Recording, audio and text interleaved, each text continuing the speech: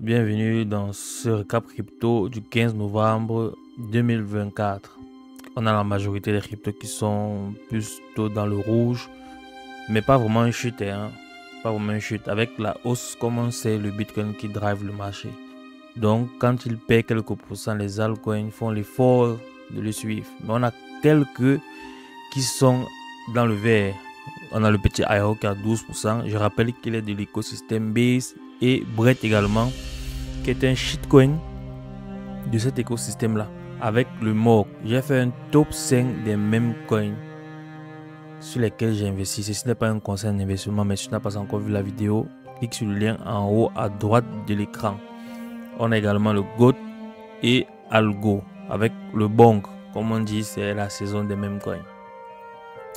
Tout de suite, on va aller sur Twitter, on va aller voir les informations que j'ai jugées importantes de partager avec vous. Si vous n'êtes pas encore abonné sur Twitter, c'est le moment de le faire. Et par la même occasion, de s'abonner sur YouTube et cliquer sur la cloche de notification pour recevoir toutes mes vidéos et rejoindre rapidement le canal Telegram parce que je partage également des analyses en off sur certains projets sur lesquels j'ai investi.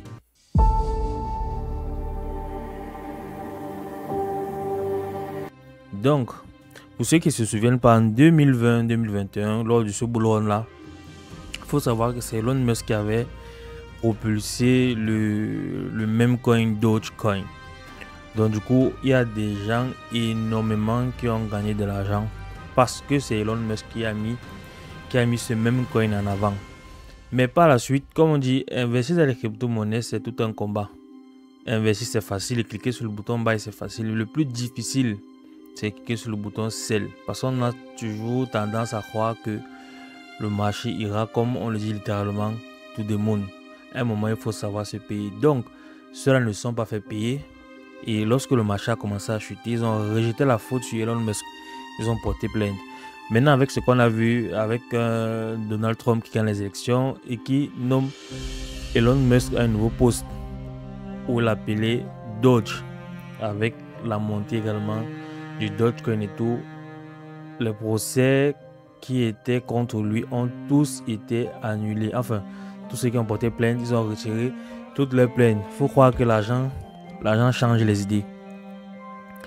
On a un wallet Bitcoin datant de l'ère de Satoshi qui a transféré 2000 BTC pour la première fois depuis 2010. Ça, c'est incroyable. Moi, je ne veux même pas croire que c'est quelqu'un qui a hold. Parce que on te dit tu as investi 1000 $. Je vais prendre toujours un exemple. En 2020, j'avais investi sur une monnaie qu'on appelle Elrond Gold, IGLD aujourd'hui. À l'époque, c'était à 1 $. 1 $. Quand nous sommes arrivés à 17 $, rassurez-vous, je me suis dit que j'ai fait le coup du siècle, fois 17. Je crois que j'avais même vendu à 20 $. Je me suis dit que là où tu as fait le coup du siècle. Mais rassurez-vous, IGLD est arrivé à près de 400 $. Donc si j'avais gardé l'ensemble de mes tokens, j'aurais eu à faire fois 400. Pour dire que c'est tellement improbable. Le pourcentage pour qu'on trouve ce genre de personnes est tellement faible que lorsque je vois une information pareille, moi je suis étonné. Je me dis peut-être que c'est quelqu'un qui a égaré son portefeuille. Il a fouillé pendant 14 ans. Et c'est cette année qu'il retrouve sa petite phrase et peut vendre ses bitcoins. Il est millionnaire de toute façon, c'est ce qu'on va retenir de cette histoire. Mais il faut vraiment un cœur très très fort pour pouvoir garder des cryptos sur lesquels tu as fait autant de bénéfices. Ensuite, on a l'alt season qu'on attend tous. Il faut comprendre que quand on voit ce graphe-ci, ça c'est l'ATH de l'alt season 2018, ce qui a été mon premier bull run, je rappelle. On a toujours cette configuration-ci. Il faut comprendre que ça c'est une configuration explosive. Ce W bottom-ci, on sort, on reteste et on part. C'est la même configuration que le Toshi, la même configuration que le Aero. Aero qu'on a pu voir ici, le voici le Aero. Ils ont cette même configuration-là.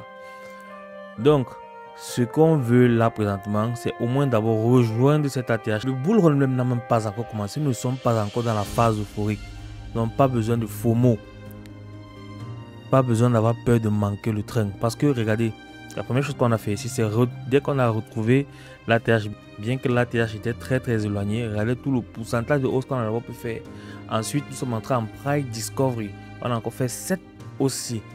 C'est ce que on attend de ce bull run-ci. Rejoindre d'abord les anciens niveaux de l'ATH de la saison 2021 avant d'entrer en price discovery sur les altcoins. Donc nous ne sommes pas prêts pour les chiffres que nous allons voir sur le marché. Je crois vraiment que beaucoup nous ne sommes pas prêts. Vanek, on a Vanek qui anticipe que le Bitcoin pourrait atteindre les 180 000 $ dans ce cycle.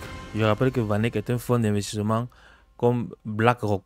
Il est probable que nous atteindrons de nouveaux records dans les 2 prochains trimestres. Ça, c'est pas une information qu'il nous donne. Je pense que nous tous, nous en sommes énormément conscients parce qu'il s'agit effectivement du bull run que beaucoup n'ont pas encore vécu, mais vraiment arrêtez vos cœurs. Certains vont investir peut-être 1 000 $, ils vont à 10 000 $, ils vont croire qu'ils ont fait le coup du siècle. Mais d'autres quitteront de 1 000 $ à 150 000 $. Il y a par exemple Crypto Future, je ne sais pas si vous connaissez cette chaîne Crypto Future, il a investi 300 $ sur l'Utilis en 2020-2021. Il a retiré 80 000 $. 300 $, 80 000 $, c'est énorme. C'est énorme. Donc, on va aller directement sur TradingView. Ça, c'était les informations que je voulais partager avec vous. Sur TradingView, il y a une liste de monnaies avec une bonne configuration que j'essaie de mettre là. Naturellement, je vais toujours revenir sur mon Toshi. Parce qu'il faut que vous puissiez comprendre. Et aujourd'hui, j'ai réalisé une petite plus-value qui m'a permis d'investir sur le flux. J'en ai parlé dans le canal Telegram. Ceux qui n'y sont pas encore, cliquez sur le lien dans la description et rejoignez-nous sur Telegram. Donc, on a ce W bottom là. On monte et il faudrait qu'on confirme ceci. On reteste ces zones et on repart. Très belle configuration. Il y a le flux. J'ai également investi dans le flux. Parce qu'il faut toujours investir dans les zones lorsqu'on est à plat et non lorsqu'on est déjà vertical. On investit dans les zones horizontales. On a le MACD qui est très bon pour moi. On a le RSI qui est à 45 qui est très acceptable. D'autant plus que nous amorçons la phase euphorique. Donc, je vais commencer à prendre là. Je vais prendre un DCA progressivement jusqu'à peut-être les 0.60.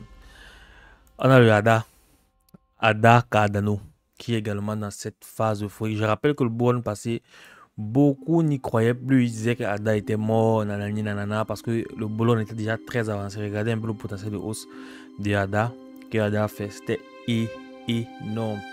Pratiquement fois 25. Fois 25 que ADA a fait. Très belle configuration. On investit toujours dans les phases horizontales et non verticales. On a essayé de latéraliser pendant longtemps et là, je crois que c'est le début. Donc, il faut noter ceci. Ensuite, on a le PAL. Le PAL, pour moi, c'est un token que j'ai pris pour mon challenge. Parce qu'il y a eu beaucoup de peur ici. Et généralement, ce sont des scénarios que j'ai déjà vus par le passé qui ont porté leurs fruits. Donc, du coup, je vais surfer sur cette vague ici et j'ai pris position sur le PAL. Et naturellement, le aéro. Vous voyez, c'est cette configuration-ci que je dis. W, on vient, on reteste et on repart.